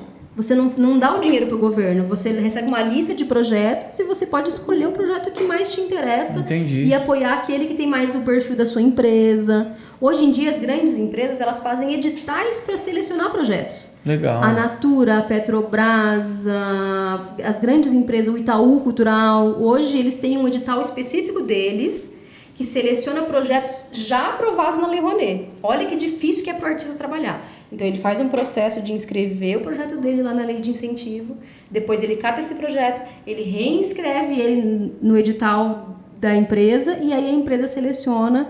É legal porque é super democrático, porque é um edital, o edital é sempre muito democrático, é massa, mas são burocracias que a gente vai enfrentando para conseguir chegar no nosso dinheiro. Mas até tudo isso dar certo, já faltou comida na mesa do cara. Já. Né? Mas hoje a gente tem, aqui em Botucatu não, mas a gente tem empresas que trabalham com isso. Né? A gente tem produtoras que só fazem isso, que só fazem comercialização, venda, aporte, fazem esse gancho entre o artista e a empresa. Eles têm um catálogo de empresas, um catálogo de projetos e aí eles entendem qual o perfil da empresa combina mais com o perfil do projeto. Hoje tem empresas que só fazem isso, que só trabalham com isso. Então vamos fazer um chamamento aqui, ó. Se você é do lucro real, tua empresa tá lá cadastrada, lucro real tudo certinho lá, você já paga imposto, você não tá perdendo nada. Se você tiver interesse, por exemplo, eu gostei desse negócio aí, só que eu tô achando muito confuso. Ou você chama aqui no DM aqui do Bicast aqui, a gente coloca vocês em contato com quem manja do assunto para falar, e aí você vai poder ser direcionado aí para como que a gente pode falar? Vai ser direcionado para uma orientação mais assertiva, ou aqui, qual que é o teu Instagram? @natcogo. @natcogo, NATH COGO, isso. NATH-COGO. COGO. Você vai aparecer aqui em cima também para te facilitar a vida. Aí você vai lá, chama ela no Instagram e fala, viu, assisti o podcast lá e vi que você falou, tal, porque vocês viram a grande necessidade que tem disso. Ninguém tá roubando ninguém tá mamando ninguém. Que era um outro ponto que eu ia comentar. A gente vive num país que se alimenta de meme, de fake news, né? Então a gente já sabe disso. Por exemplo, um tempo atrás, conversando com uma galera de marketing, eles falaram, cara, não adianta, você pode fazer um post e explicar, vendo bolo de chocolate, pedaço. E a pessoa vai perguntar. A pessoa pergunta, você vende o pedaço? Vende o pedaço? Quanto é o pedaço? Tá tudo escrito lá, mas não tem jeito, as pessoas só leem o título e saem distribuindo fake news. Mas eu também acredito que, às vezes, esses escândalos que vão aí, que não vem ao caso aqui a gente mencionar, de grandes artistas famosos que recebiam incentivos da Lei Rouanet e que todo esse processo aí, tudo aí, que aí já leva até as pessoas falar, eu tô fora de ser... Existe sim, só que aí tem uma outra questão também, que quando a música, ela tem 2 critérios para você inscrever e receber um aporte pela Lei Rouanet. Se é música popular, música cantada popular, a empresa queira patrocinar o seu projeto, ela não tem 100% revertido depois, justamente por conta dessas questões de artistas famosos. Então, se uma empresa ela aporta num projeto de um cantor principalmente, né, música cantada, popular, uma parte ela vai ter que entrar do caixa dela. Ela não tem 100% de ressarcimento depois. Dos 4% que ela coloca, ela não tem 100% de ressarcimento. Um tanto ela tem que colocar do bolso. Justamente para inibir uma parte dessa questão aí da galera achar que estão dando dinheiro para artista famoso. Aí música erudita, música instrumental, as outras músicas... Elas têm um aporte de 100%. Como acontece? A empresa, ela vai lá, ela dá o dinheiro, ela deposita numa conta específica criada para isso, e aí o sistema gera um recibinho, aí na hora de fazer a declaração do imposto de renda dela, ela apresenta o recibo e automaticamente aquele valor é descontado do montante que ela tem que pagar. Então ela pode ir dando dinheiro para um projeto durante o ano, ou ela pode esperar na hora de pagar, se ela não quiser ir tirando do caixa dela, né? Ela pode esperar o momento em que ela vai fazer o pagamento, né? A declaração do imposto de renda. Ela vê lá o imposto devido, ela estuda quanto que é, aí ela procura o projeto, faz o aporte e automaticamente ela já tem debitado. Entendi. Ela pode escolher como que ela trabalha. Porque eu me lembro que aconteceram algumas polêmicas aí que aí mancha, né? Você tá fazendo todo um trabalho, aí vem lá artista X, pegou não vou dizer que não acontece. O imposto e tava cobrando ingresso. Aí não, sacanagem, acontece, né? Infelizmente acontece, tem de tudo nessa vida. O brasileiro ele tem um dom de fazer maracutaia que é gigantesco, assim, infelizmente acontece, mas é muito raro, é muito difícil. É a exceção, não é a regra, né? A exceção não é a regra. A exceção não é a regra. Bacana, então já aproveita e fica aqui o chamamento aqui, se você achou interessante de alguma maneira, você falou, cara, é legal, mas tô perdido, tu bagunçou, você chama o agente aqui, chama a Nath também aqui, que a gente vai ter todo o prazer de conectar com você aí, né? E assim, quem trabalha já com isso, assim, os artistas que já têm essa facilidade, ou os trabalhadores da cultura, produtores que já têm essa facilidade, a gente pensou, conversando com o Cláudio Lacerda, que também é um músico incrível, que mora aqui hoje em Botucatu, a gente estava pensando nessa sensibilização, que você falou, precisa sensibilizar, precisa. Como que a gente faria isso? Vamos tentar mobilizar a prefeitura para ela fazer um grande encontro com os empresários da cidade, para a gente apresentar para eles essa alternativa e trazer especialistas dessa área para explicar para eles como isso funciona. Perfeito. É uma possibilidade. Perfeito. A gente tem esse desejo, mas aí que tá, né? A gente acaba sendo atolado por outros trabalhos que estão, no momento, nos rendendo o nosso sustento, então a gente acaba não conseguindo parar para pensar nos projetos lá na frente. Mas essa semana mesmo, conversei com o Cláudio sobre isso e a gente se colocou esse propósito de organizar isso, de sentar com a Cris Cury e propor isso para ela, da gente pensar nessa... Então a prefeitura mobiliza os empresários, a gente vai buscar especialistas da área que possam explicar o processo mesmo, os facilitadores, o benefício que a empresa... Mano, ela está divulgando a marca dela de graça. De graça, ela pode colocar a logo dela num cartaz, num flyer, numa rede social, de graça. Sim. Que às vezes ela pagaria uma grana para fazer um marketing e ela não está gastando, sabe? Se ela entender qual é o projeto que tem a ver com o perfil dela, que vai levar o nome dela para o público dela. Então, assim, tem um trabalho de marketing que pode ser feito nesse meio de campo que beneficia todos os lados. Ninguém sai perdendo. Ninguém sai. Perfeito. Sou adepto da sensibilização sempre, porque às vezes você vai lá e sensibiliza lá, lota uma sala de teatro, de cinema lá, como aquele dia. 300 empresários lá. Você sabe que para ter 300 tem que chamar 600, né? Então... 1000. Convida 1000 que vai 300. Beleza. Serve um melzinho que a galera vai. Aí vai lá, tem 300 lá. Se você sensibilizar 1% da galera que tá lá, 2%, já é mais do que não tinha nada. Exato. Tipo, é um grande só que faz e olha lá quando faz. Então, eu acho que falta realmente, eu acho que as pessoas têm muito medo com essas questões, tem muitos preconceitos, tem muita informação fake na internet, realmente tem muita pecha que foi criada por realmente o cara que não precisava e pegou e fraudou e papapá. Então, aí você soma tudo isso, você chega você chega num preconceito velado no negócio e aí ninguém quer saber. Não.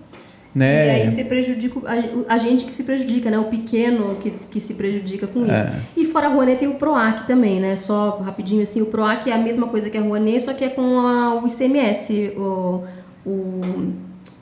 imposto estadual. Focado no ICM.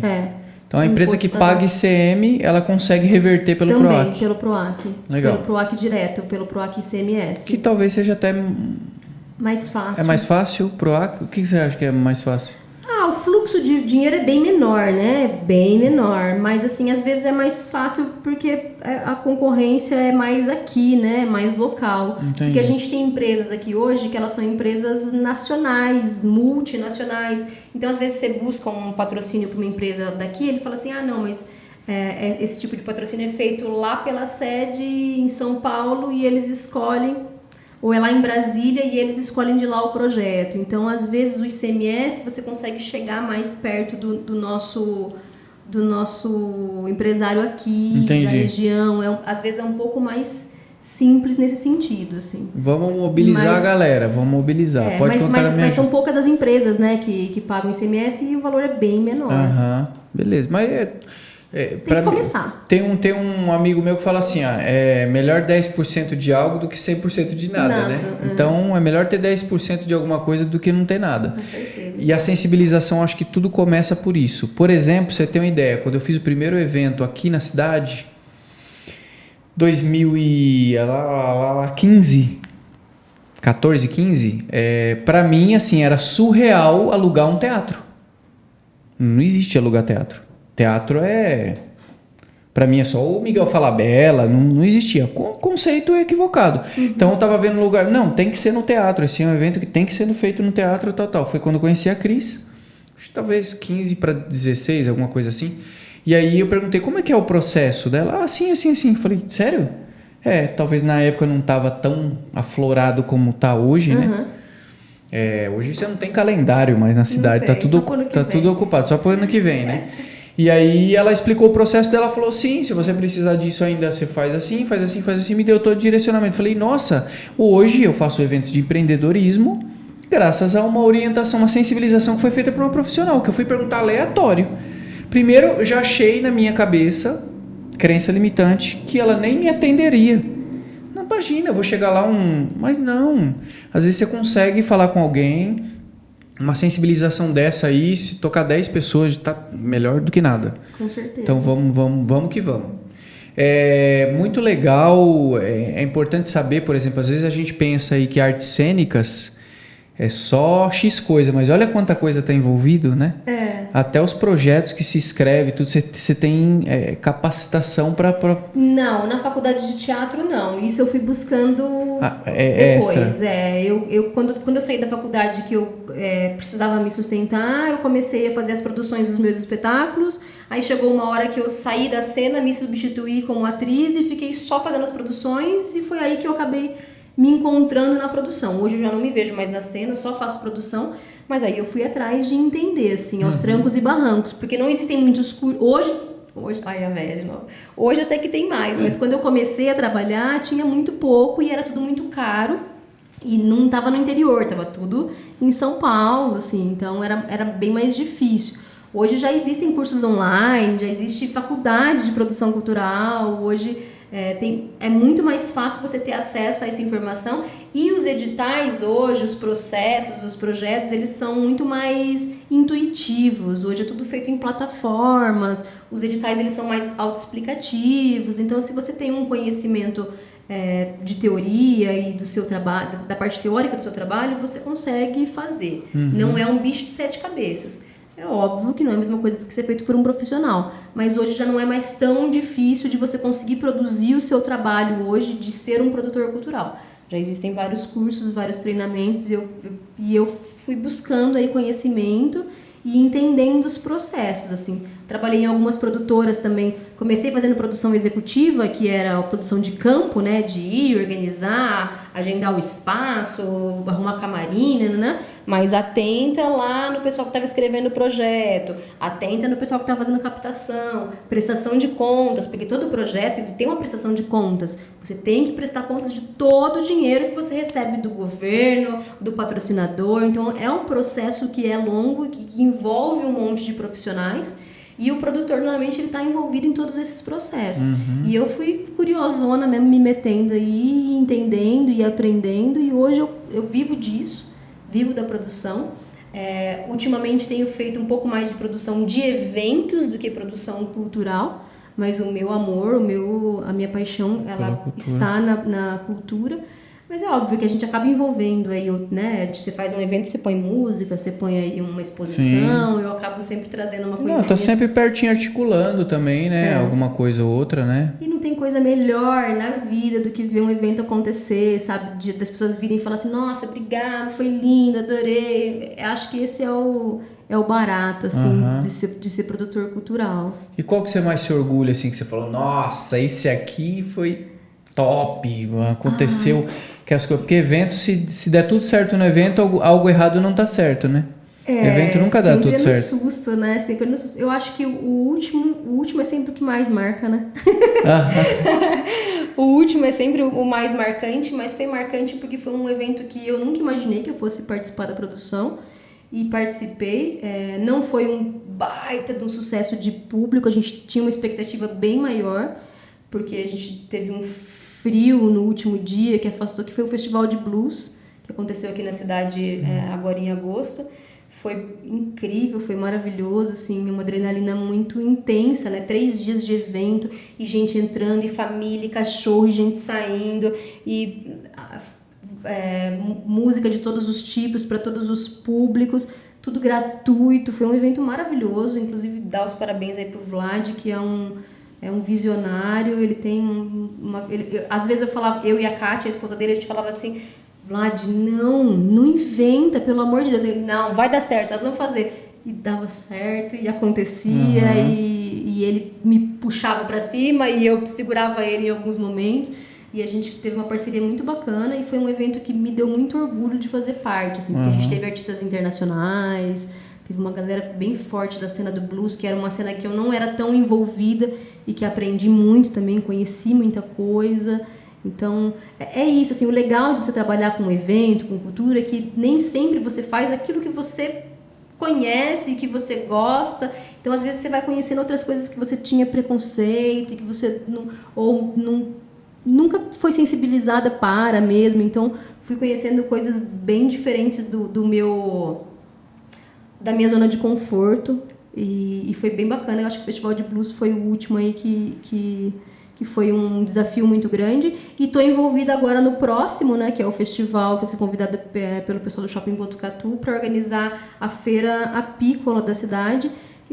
Nunca imaginei trabalhar com apicultura, com mel, é uma área que, nossa, nunca pensei na minha vida, e agora estou numa rodinha, estava aqui, cheguei, estou numa rodinha conversando sobre mel, sobre tipos de abelha, sobre campeonatos de desoperculação. Estou falando termos que eu nunca imaginei na minha vida. Verdade. Então é muito legal, porque você trabalha com coisas que às vezes dá aquele friozinho na barriga. Quando ele me chamou, eu falei, ai, será que eu dou conta? E vamos lá. Então, quando a gente trabalha com cultura, a gente não trabalha com... Não existe uma rotina, né? a nossa vida ela é uma doideira. Então hoje eu tô aqui num lugar muito confortável para mim e amanhã eu tô trabalhando com um negócio que eu tenho que sentar e ficar pelo menos uma semana, um mês estudando sobre o tema para eu conseguir trabalhar com ele. Então eu estudei muito sobre blues, estudei muito sobre carros no festival do Vintage Car que a gente fez no começo do ano. Agora estou estudando sobre mel. Então é um processo contínuo de aprendizado, assim, porque você não pode vender um negócio que você não conhece. E pode falar do evento aqui? Pode. Pode? Pode. Já aproveita e faz o merchan aqui, ó.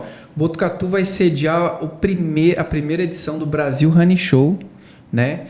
E faz todo sentido que seja aqui, porque nós somos o maior produtor do estado de São Paulo. 40% do mel produzido no estado de São Paulo é aqui na nossa região. Polo Cuesta é responsável por 40% da produção de mel do estado, que é uma informação que eu não imaginava. Só Botucatu e Itatinga é responsável por 30% da produção do estado e 3% da produção do país. Então é muita coisa. O mel aqui, ele gira em muita coisa, e não só o mel, né? A apicultura no geral. Então o evento ele não vai ser uma feira de mel, ele vai ser uma feira apícola, que vai envolver os produtores, os trabalhadores da área, empresas que prestam serviços e que fazem produtos para a área apícola, financiadoras que incentivam, que dão subsídios, né, e estímulos para o produtor, empresas de veículos que são pensados especificamente para esse tipo de serviço e de produção. A gente vai ter aí muita coisa, e eu posso dizer assim, que vai ser a maior feira apícola do Brasil. Não a maior feira de mel, mas a maior feira apícola, que é a maior que envolve todas as áreas. E aí, junto, a gente vai fazer um simpósio com grandes nomes aí do setor, falando sobre o setor meleiro, o setor apis, cases de sucesso, que é muito bacana porque muitos deles eles trabalham ali no caseiro, né? Não se profissionalizaram, então a ideia é conseguir também estimular o empreendedorismo desse trabalhador da apicultura. Hoje, eu posso estar equivocada com o número correto, mas se eu não me engano são mais de 100 mil famílias que vivem especificamente do setor meleiro, então é muita coisa.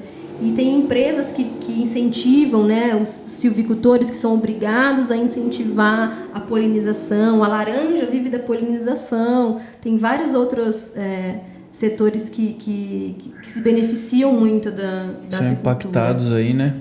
Caramba, é bastante coisa. E aí a gente tem o hidromel, que é o vinho do mel, né, que foi o primeiro vinho registrado, e aí na história como foi o do mel, o hidromel ele é mais antigo que o vinho.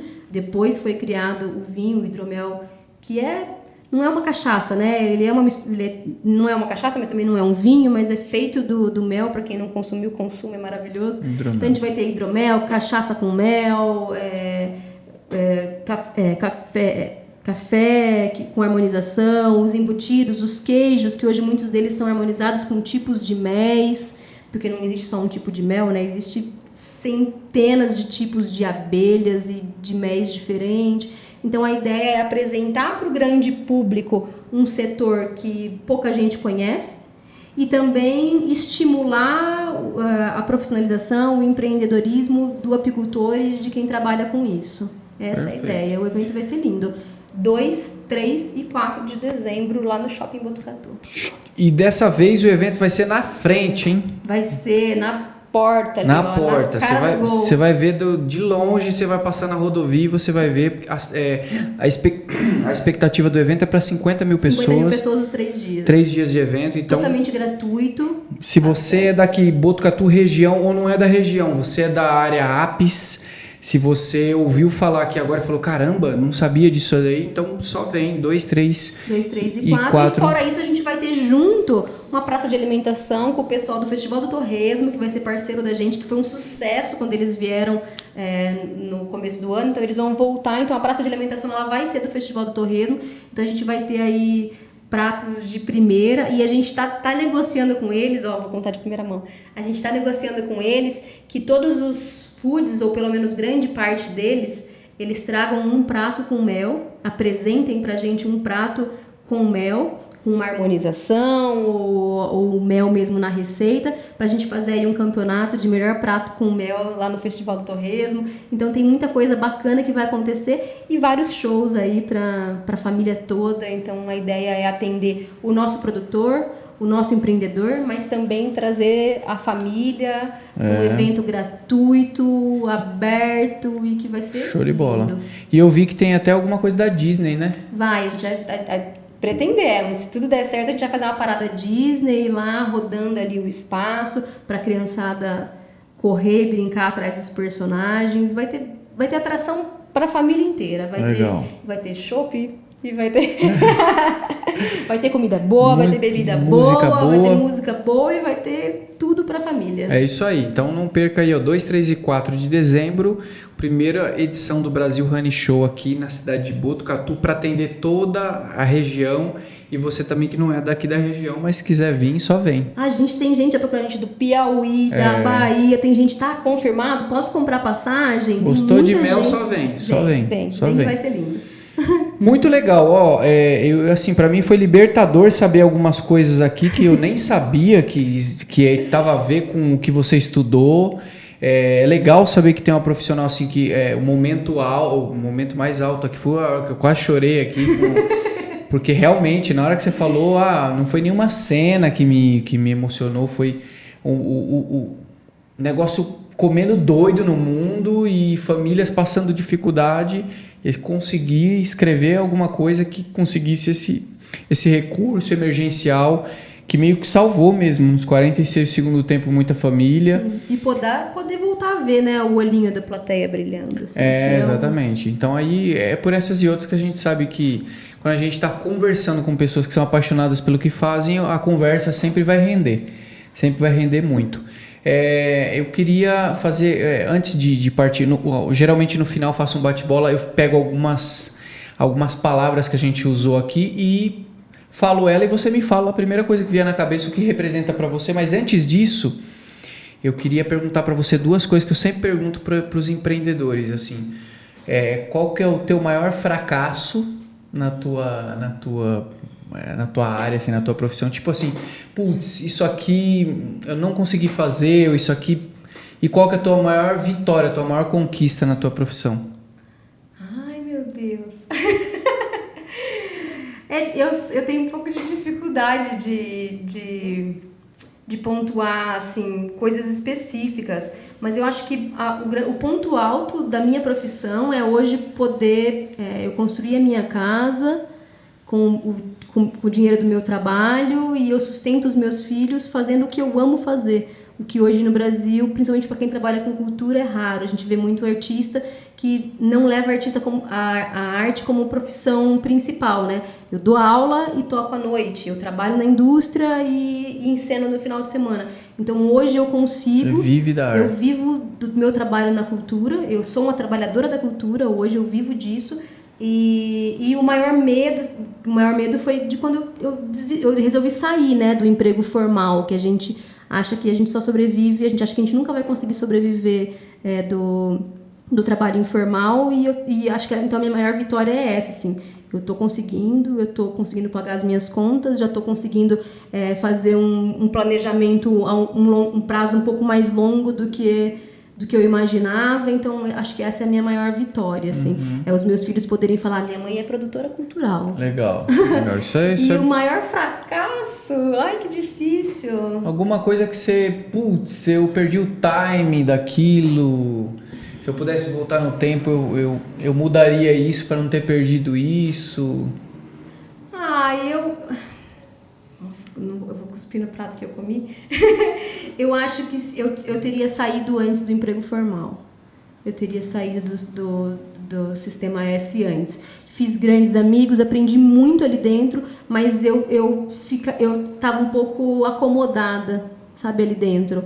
Hoje eu me sinto muito mais satisfeita com o meu trabalho hoje sendo informal. Então eu acho que se eu tivesse saído antes da pandemia, quando as coisas estavam mais tranquilas, eu poderia ter me estabilizado com mais facilidade, assim. Então eu acho que o meu grande arrependimento foi não ter arriscado antes. Eu podia ter, mas é difícil, né, arriscar, assim, largar tudo.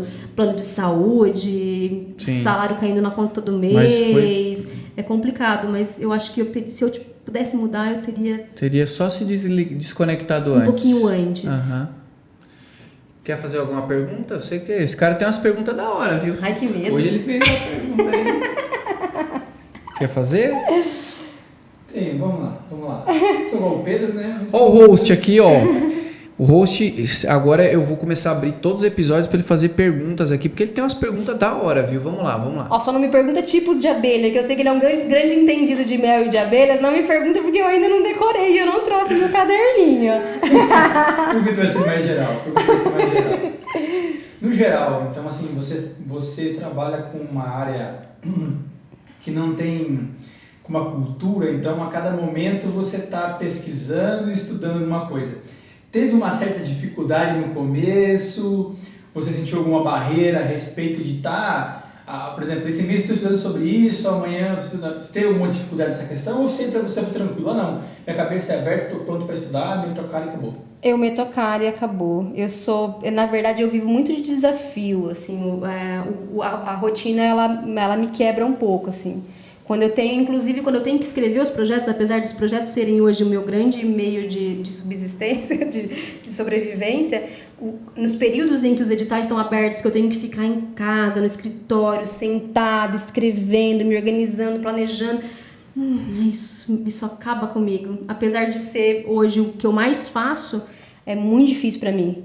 Eu gosto de desafios, assim. Então, vamos fazer um evento novo? Vamos descobrir, vamos pesquisar a cidade pra gente levar isso, vamos pesquisar grupos pra gente trazer, vamos entender, estudar, planejar. Eu acho que eu gosto muito mais e depois ver o resultado disso, assim, é de arrepiar, assim. Então, eu não tenho dificuldade, não, mas acho que o que mais me mata é a rotina. É o contrário, né? A oscilação pra ela gosta do caos pra viver. Eu gosto do caos pra viver. Ela gosta do caos. Quem convive comigo sabe que isso é uma verdade. Se a cama estiver quentinha, que é ruim. Tem que estar frio, ventando, descabelando. Legal. Boa pergunta, cara. Boa pergunta. Caramba, um dia você vai entrevistar uma pessoa aqui, cara. Você tá fazendo umas perguntas boas, hein, cara? Da hora. Vamos pro bate-bola final, então? Vamos. São palavras que eu extraí ao longo da nossa conversa, elas vão vindo aqui na minha cabeça, eu vou falando e você responde o que vier na sua mente, o que representa pra você. Você já sacou que eu tenho dificuldade de ser sucinta, né? Não tem problema não. Então vamos lá, a primeira coisa aqui que eu vou perguntar, não poderia deixar de perguntar, artes cênicas. É uma mudança de vida. Foi o ponto que mudou a minha vida, assim. Hoje eu não me vejo outra pessoa que não a pessoa que fez artes cênicas. Na verdade, foi o start pro meu surgimento como pessoa, como profissional. Foi as artes cênicas. Sua mãe? A minha mãe é minha guru, é minha mestra, é a pessoa mais incrível desse mundo. Quando alguém fala que tem a melhor mãe do mundo, é mentira, porque a melhor mãe do mundo é a minha. A Gisele, ela foi uma guerreira. Guerreira, passou por uns poucas e boas e hoje ela curte a aposentadoria dela e baba nos netos. Filhos? São minha razão de viver, é por conta deles, que eu acordo todo dia, às vezes com menos vontade, porque como todo ser humano tem as minhas dificuldades, as minhas limitações, às vezes acordo com menos vontade e é a carinha deles que vem na minha frente quando eu preciso levantar da cama. É a mola, propulsora. Vai, levanta daí que tem 2 crianças ali, criança. Olha, eu falo, a minha filha tem 17 anos, a Antônia, e meu menino tem 12 anos, o Otávio. Eu tenho 2 moços dentro de casa que hoje já são grandes parceiros, trabalham comigo nos eventos. Sério? Adoram e, são parceiros literalmente, assim. A Antônia revisa os meus projetos, às vezes eu preciso fazer alguma arte, é ela quem faz, ela é minha TI particular, são parceiraços. Legal. Sua irmã? A minha irmã, a gente tem uma relação intensa e infinita de amor e ódio, como todo irmão. A gente se ama e a gente se odeia em alguns segundos. Inclusive, ela não tá falando comigo, porque eu sou sincerona demais. A gente teve uma discussão no aniversário da filha dela e ela tá meio afastada de mim, respeito o tempo dela, mas queria dizer aí que eu te amo pra caramba e desculpa aí a minha impulsividade. Puta, eu vou chorar aqui também. A minha impulsividade, mas eu te amo e tenho muito orgulho de ser sua irmã. Caramba, eu tô o tempo inteiro aqui tabarejando meus olhos o tempo todo aqui. Põe uma musiquinha de fundo no meu episódio. Cris Cury.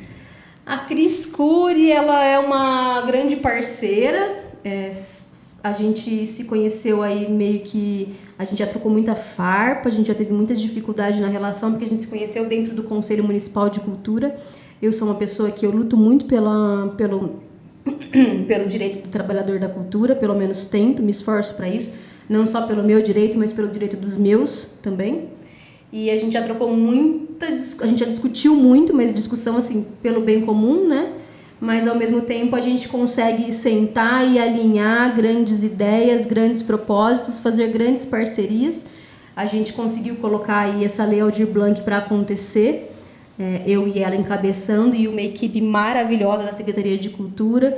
Então eu acho a Cris uma pessoa com uma energia maravilhosa, que infelizmente ela encontra grandes entraves burocráticos e outros mais, porque Botucatu não tem uma política efetiva para a cultura. A gente sabe que, por mais que o Pardini é um excelente prefeito, mas o forte dele não é o incentivo à cultura, a gente sabe disso, tanto é que a gente já falou aqui que tem grandes, bons espaços da cultura que estão mortos ou morrendo. Então, ela, com o que ela tem, com um orçamento baixo e com o que ela pode, eu acho que ela faz bastante coisa. Eu só acho que ela tem que abrir um pouquinho o olho aí pro pessoal das artes mais lado B, para a cena periferia, porque a gente precisa aí incentivar essa galera que faz um trabalho incrível também. Não só a orquestra, a banda, a música clássica, a música erudita, e eu já tenho sacado que ela tem feito já um processo para isso, mas é um caminho muito longo e que ela não pode desistir, ela não pode afrouxar. Ela tem que puxar aí, porque a cultura de periferia é uma cultura muito importante para todo mundo, e assim, a gente só vai conseguir que as pessoas elas consumam cultura quando a gente entregar para elas aquilo que elas querem consumir. A gente também não pode ficar enfiando goela abaixo o que a gente acha que a pessoa tem que consumir. Primeiro, a gente tem que habituá-la. Ela tem que entender que aquilo que ela está vivendo ali também é cultura. Que ela tem cultura do lado dela, que ela tem arte do lado dela, que o que ela faz também, às vezes, é o amigo dela, o parceiro dela. E aí, se familiarizando com esse universo para depois consumir todo o resto. A cultura ela não se enfia goela abaixo, ela é um processo. Então acho que a gente tem que sensibilizar do pequeno lá na fonte para depois ir aumentando e crescendo, e aí sim conseguir levar essa pessoa para o teatro, aí sim apresentar outras coisas para ela. Leis de incentivo.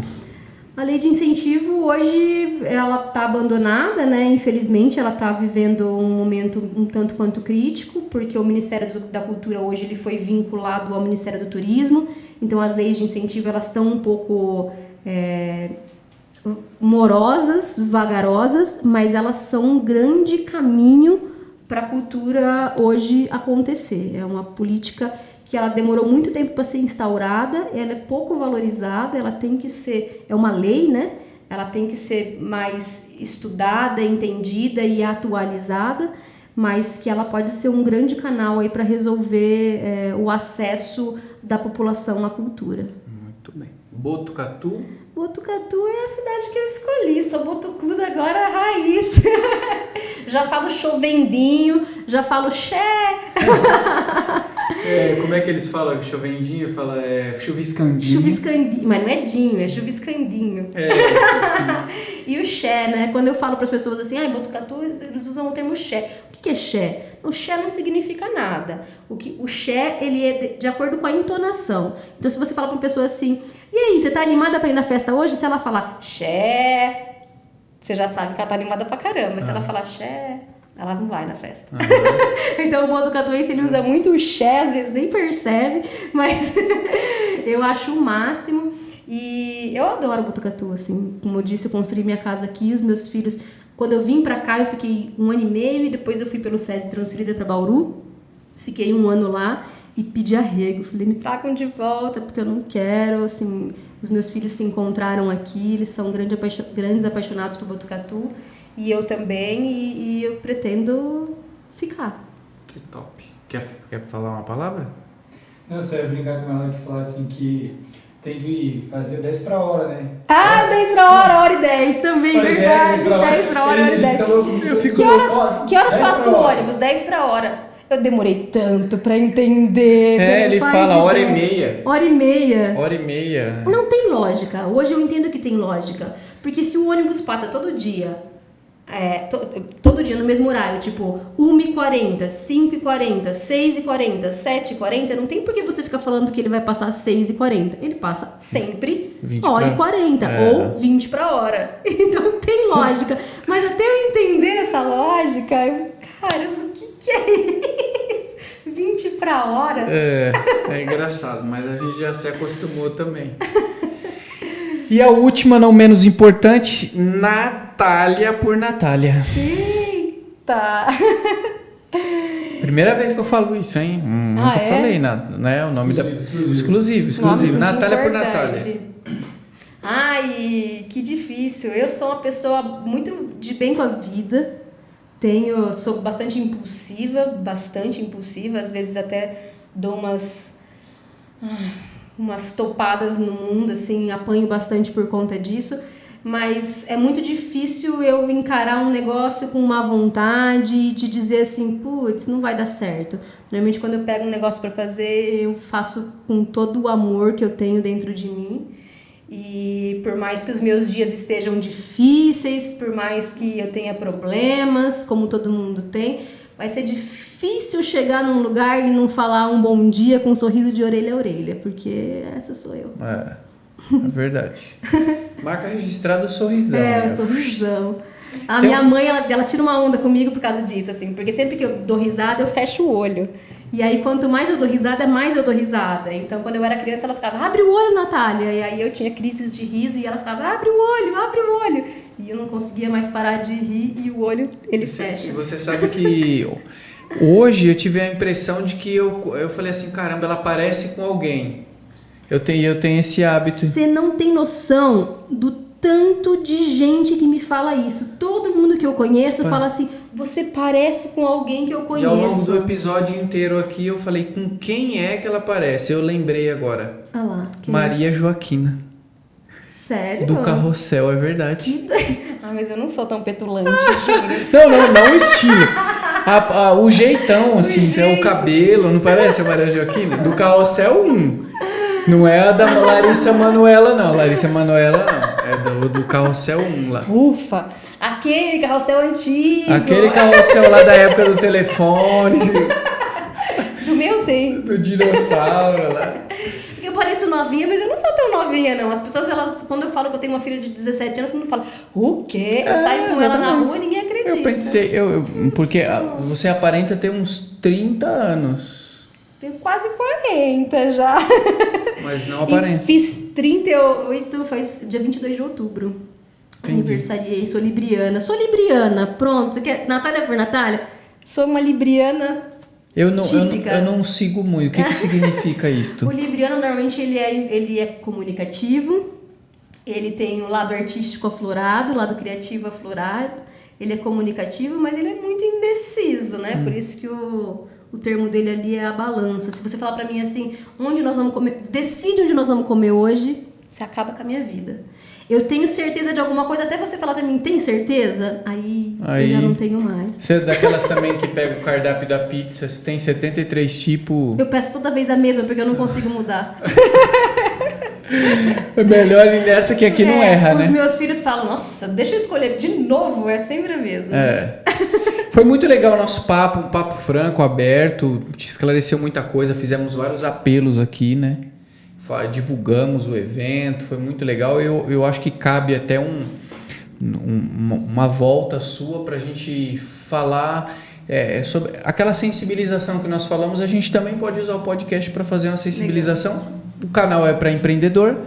Por que não empresários assistindo, empreendedores ouvindo, e a gente fazer uma sensibilização para explicar, esclarecer como é que funciona.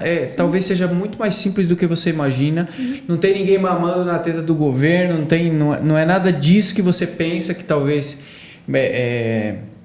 como é que eu uso o termo aqui? Tem que tomar cuidado, que esse assunto às vezes é um montante de coisas que somadas parece e cria-se uma impressão negativa. Realmente, como você disse, de maneira muito equilibrada, podem sim acontecer, já aconteceram, vão acontecer casos de pessoas que se aproveitam de brechas do sistema para se valer, mas isso é a exceção, não é a regra. Mas isso acontece até na fila do banco, né? Não dá pra gente dizer, é o famoso jeitinho brasileiro. Infelizmente é uma característica do brasileiro. As pessoas elas se vangloriam disso, mas eu acho um tanto quanto vergonhoso até, assim. Mas o brasileiro tá muito acostumado a dar um jeitinho, a resolver as coisas assim, às vezes pelo não tradicional, pelo não correto.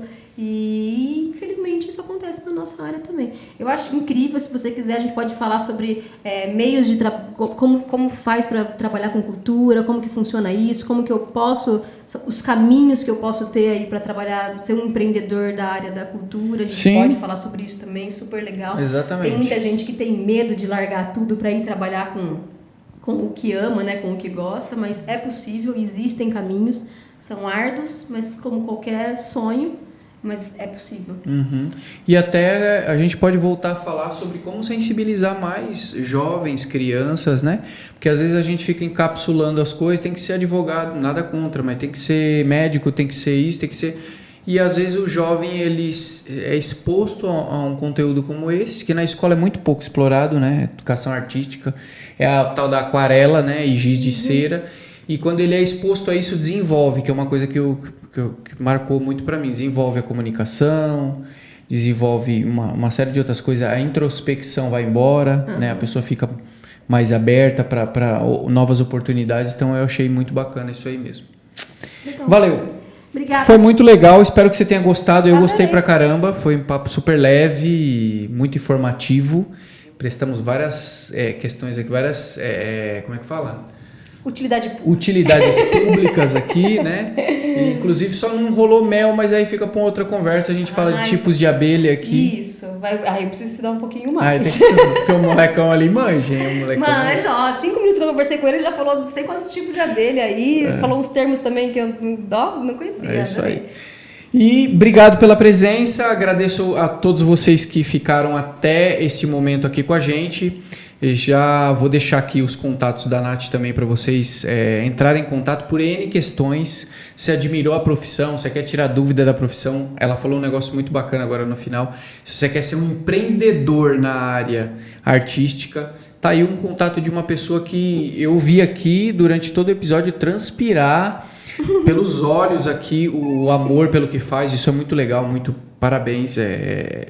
Eu acho que quem trabalha com o que gosta entende um ou outro, né? Então, por isso que eu me emocionei, porque pra mim conversar com pessoa que ama o que gosta, eu nunca vou cansar de repetir isso. É delicioso. A gente podia ficar 4 horas aqui conversando e vambora. E você que ficou até agora, não esquece de fazer aquela lição. Olha que pessoa maravilhosa que a gente trouxe aqui. Dá muito trabalho bater a agenda dela, da cultura, de um monte de coisa, dos filhos, não sei o que. Os filhos dela tá mandando mensagem aqui falando, mãe, volta pra casa. A janta. E você nem pra dar uma curtida no episódio, você tá de brincadeira com a minha cara, né? Então, se inscreve no canal, curte, segue a gente no Spotify e segue a Nath Kogo no Instagram.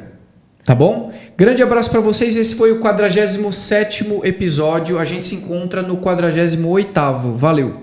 Tchau, gente.